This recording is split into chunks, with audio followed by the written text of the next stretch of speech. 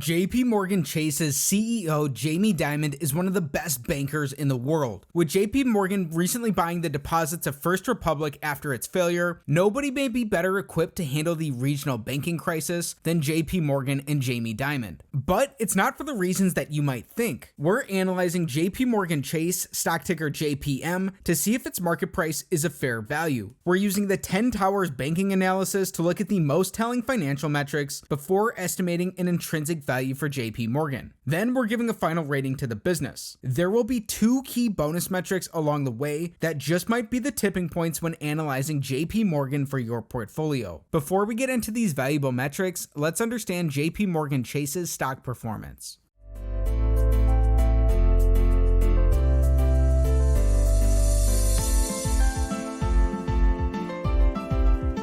Now, JPMorgan Chase trades for $139.18 per share. In the last year, they're beating the market. Their stock price is up 17.5%. JPMorgan also pays a big 2.87% dividend yield. Their dividends are in addition to these returns in their stock price. In the last 5 years, JPMorgan is compounding its stock price at 4% annually. They're up 23% overall. In the last 10 years, the company's stock price is compounding at 10% annually.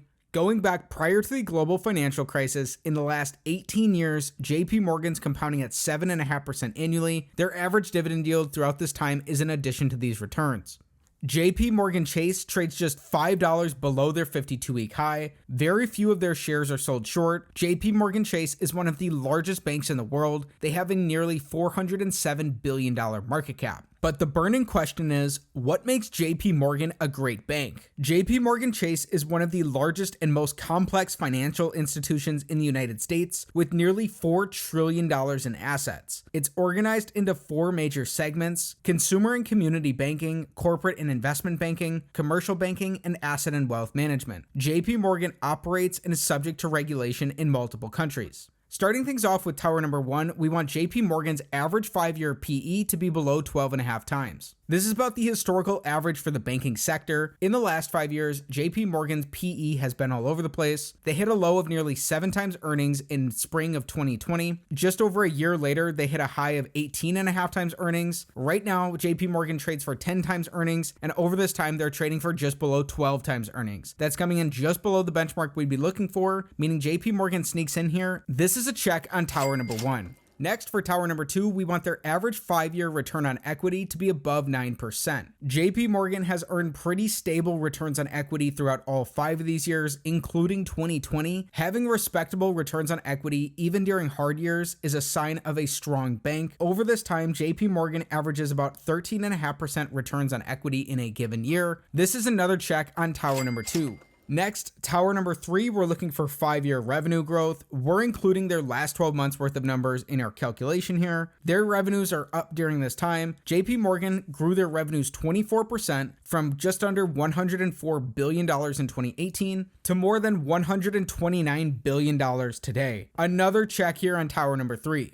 Tower number 4, we're looking for 5-year net income growth. Similar story here. JPMorgan has grown their net incomes by 29%. JPMorgan earns about $36.8 billion in an average year throughout this time. We'll use this number to calculate an estimate of their fair value later in the video, so put that in the bank for now. This is another check on tower number 4. Next, for tower number 5, we're looking for deposit growth. JPMorgan Chase has grown their deposits by 61% over this time when we include up until today. That's huge growth in their deposits. Another check here on tower number 5 means we're perfect through our first 5 towers. While at first glance, this deposit growth could be amazing for the business, you want to be careful. One of our bonuses is a key safety metric that you don't want to overlook for any bank related to their deposits. Stay tuned for that to see if this deposit growth brings any more risk to JPMorgan. Tower number 6, we're looking for decreasing shares outstanding. A well-run bank will eventually need an outlet for its capital. A CEO will have a handful of different options. Share buybacks are one of them and potentially can add the most value for long-term shareholders, depending on a couple of factors. During this time, JPMorgan has bought back 13% of their shares outstanding, using their share buybacks and their dividend payouts as a means of returning capital to shareholders and an outlet for that excess capital. This is another check here on tower number 6. We're still perfect.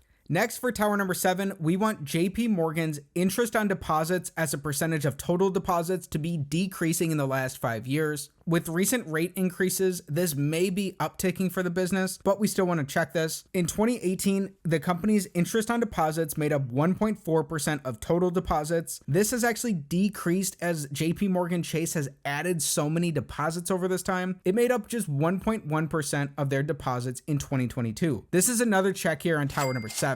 Tower number 8 is a crucial operating metric for any bank. We want JPMorgan's non-interest expenses as a percentage of total deposits to be decreasing in the last 5 years. This is a more conservative way of looking at a bank's operations than even calculating their efficiency ratio, which is looking at total revenues. In 2018, JPMorgan's non-interest expenses made up 4.3% of total deposits, and this decreased to making up 3.2% of total deposits in 2022. With another check here on tower number 8, through our first 8 towers, we are perfect. Does JPMorgan have what it takes to go 10 for 10 on our analysis? Tower number 9, we're looking at the stickiness of their deposit base. We want institutional deposits to make up as small a percentage of their total deposits as possible. Ideally, this should be decreasing over this time and be as close to zero as we can get. This is because it's easier for institutional deposits to flee a bank, and there's greater potential for counterparty risk. In 2018,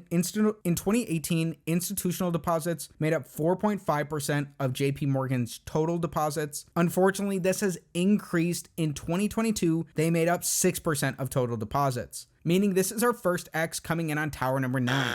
As our first bonus, we're looking at JPMorgan's dividend profile. This is another outlet for the capital of a well-run bank. Right now, JPMorgan Chase pays a 2.87% dividend yield, which is large compared to the yield from an S&P 500 ETF. It's important, however, not to blindly chase dividends. We want to see that their dividend is healthy and supported by their earnings because they're a bank. In all 5 of these years, not only has JPMorgan grown their earnings, they've also grown their dividends, and they've maintained a reasonable dividend payout ratio throughout, including in their most recent fiscal year, where it looks like the company was comfortably able to support their dividends. While this is a snapshot of their last 5 years of performance and it's no guarantee for the future, this looks good for JPMorgan.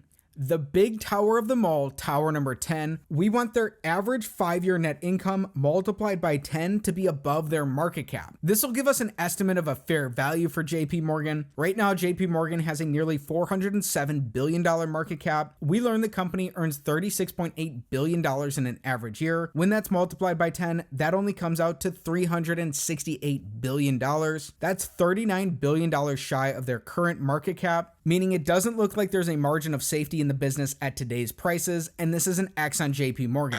As our final bonus, it's time for that critical banking safety metric. In fact, this is one of the ways you would have spotted Silicon Valley Bank before its failure, as this was a screaming red flag here. You don't want to look at banks without this. For our bonus, we want JPMorgan's 10-year median returns on equity to be greater than their 10-year CAGR on their earnings assets or their deposits. In the last 10 years, JPMorgan has median returns on equity of about 10.5%. They've grown their earning assets at a 10-year CAGR of 5.2%, and they've grown their deposits at a 10-year CAGR of 7%. These are coming in below those returns on equity, meaning this is a check on our bonus. It's good to see this, that the bank is not bloating their balance sheet. While this isn't the end-all be-all, this looks good for JPMorgan Chase. As a systemically important financial institution, JPMorgan Chase's fundamentals are very important, but when looking at these, quote, too big to fail banks, the qualitative aspects can be just as, if not more important. Starting with the qualitative aspects supporting a potential long thesis for JPMorgan. Number 1, JPMorgan is investing heavily in organic expansion opportunities in its own distribution platforms, which should drive additional share gains over the next decade and secure the best competitive position among its peers. Number 2, with JPMorgan, you have not had to worry about the balance sheet or consistent regulatory woes, putting the bank on offense and not constantly in turnaround mode. Number 3, JPMorgan has emerged as the most dominant bank in the United States. With leading share in many aspects of banking and financial services, the bank should be in an advantaged position for years to come. Then the qualitative aspects supporting a potential short thesis. Number 1, JPMorgan Chase may not be done with higher investment spending, and negative expense surprises could still be lurking around the corner. Number 2, heavy investments in organic expansion have increased expenses and hurt results today, and there are no guarantees about what revenue they will generate in the future or when. Revenue and share payoffs in a competitive industry 5 to 10 years from now are hard to predict. Number 3, while higher interest rates are great, they are a double-edged sword. If the higher net interest income and solid economy narrative ever begin to reverse, banking profitability and sentiment could suffer. There you have it for a balanced perspective of some of the qualitative aspects of the business. Now it's time for our final rating. In analyzing JPMorgan Chase, stock ticker JPM, there were a lot of fundamentals to like about the business. They earn above average returns on equity, they've strongly grown their revenues, net incomes, and deposits, and they bought back 13% of their shares in the last 5 years. They're paying less interest as a percentage of overall deposits. Even with increased investment in the company, they've increased their efficiency. However, more of the company's funding base is coming from institutional deposits, and the business looks like it's appreciated by the market at today's valuation. JPMorgan has easily supported a strong and growing dividend using their earnings, and the company has grown their assets slower than their returns on equity, which again is a critical safety measure and one of the ways you could have spotted some of these recent bank failures. It helps that JPMorgan has been a recent stronghold coming in and buying the deposits from First Republic, and that JPMorgan is one of the best and most outspoken bankers in the business. With all the factors of our analysis in mind, JPMorgan looks like a strong candidate for further research. If you enjoyed today's video, please be sure to like the video, subscribe to the channel for more stock analysis videos, comment down below what business you want me to look at next time. Thanks for learning about JPMorgan Chase with me, and have a great day.